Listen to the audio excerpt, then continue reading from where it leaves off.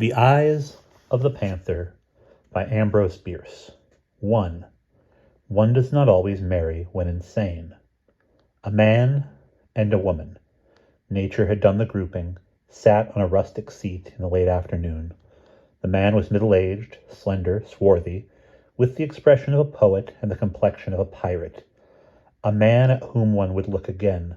The woman was young, blonde, graceful, with something in her figure and movements suggesting the word live. She was habited in a gray gown with odd brown markings in the texture. She may have been beautiful, one could not really say, for her eyes denied attention to all else. They were gray-green, long and narrow, with an expression defying analysis. One could only know that they were disquieting. Cleopatra may have had such eyes. The man and the woman talked. "Yes," said the woman. "I love you, God knows, but marry you? No, I cannot, will not." "Irene, you have said that many times, yet always have denied me a reason.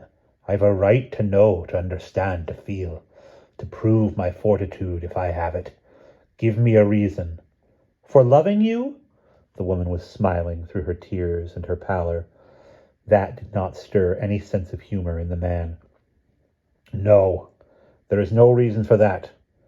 A reason for not marrying me. I've a right to know. I must know. I will know." He had risen and was standing before her with clenched hands, on his face a frown. It might have been called a scowl. He looked as if he might attempt to learn by strangling her. She smiled no more, merely sat looking up into his face with a fixed, set regard that was utterly without emotion or sentiment. Yet it had something in it that tamed his resentment and made him shiver. "You are determined to have my reason?" she asked in a tone that was entirely mechanical, a tone that might have been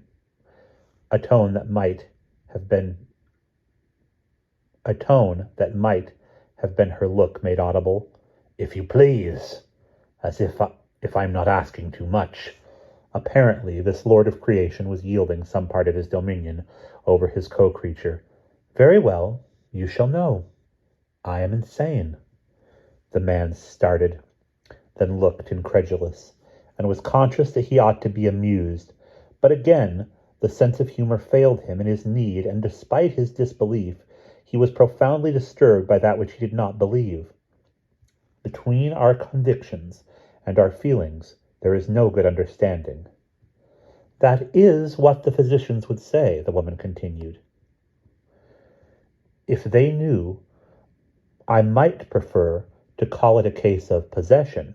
Sit down and hear what I have to say."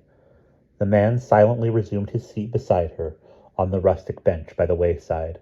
Over against them on the eastern side of the valley, the hills were already sunset-flushed, and the stillness all about was of that peculiar quality that foretells the twilight. Something of its mysterious and significant solemnity had imparted itself to the man's mood. In the spiritual, as in the material world, are signs and presages of night.